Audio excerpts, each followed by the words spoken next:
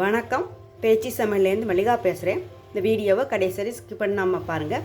இன்றைக்கி ரொம்பவும் ஈஸியான லட்டு, ரொம்பவும் எல்லார் வீட்லேயுமே இருக்கக்கூடிய ஒரு பொருள் தான்.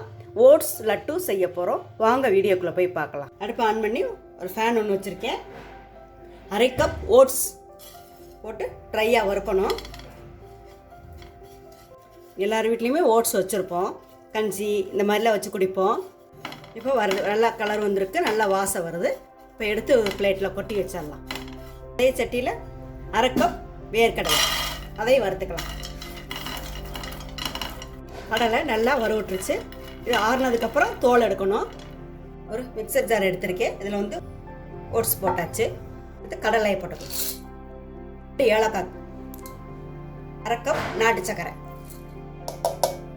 இதெல்லாம் போட்டு மிக்சியில் அடிக்கணும். பாருங்கள், நல்லா குறைன்னு அரைச்சிருக்கு.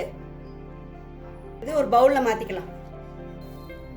4 டேபிள் ஸ்பூன் நெய் ஊற்றி சூடு பண்ணியிருக்கேன். சூடான நெய்யை இதில் ஊற்றணும்.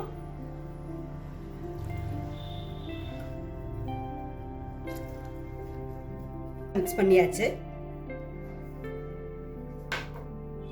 இப்போ இதில் லட்டு பிடிக்கலாம்.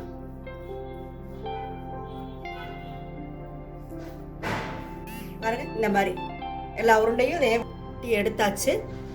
அரை கப் நிலக்கடலை, அரை கப் ஓட்ஸு, அரை கப் நாட்டு சக்கரை போட்டதுக்கு 4 8 உருண்டை வந்திருக்கு. ரொம்பவும் ஈஸியாக, ரொம்பவும் சீக்கிரமாக ஓட்ஸ் லட்டு ரெடி பண்ணிட்டோம். கரும்பு சர்க்கரையெல்லாம் போட்டு செஞ்சுருக்கிறதுனால நல்ல ஹெல்த்தியான லட்டு இது. நீங்களும் இந்த மாதிரி செஞ்சு பார்த்துட்டு எப்படி இருக்குன்னு கருத்துக்களை கமெண்ட்ஸில் சொல்லுங்கள். இந்த வீடியோ பிடிச்சிருந்தால் லைக் அண்ட் ஷேர் பண்ணுங்கள். பேச்சு சமையலுக்கு சப்ஸ்கிரைப் பண்ணுங்கள். நன்றி, வணக்கம், வாழ்க வளமுடன்.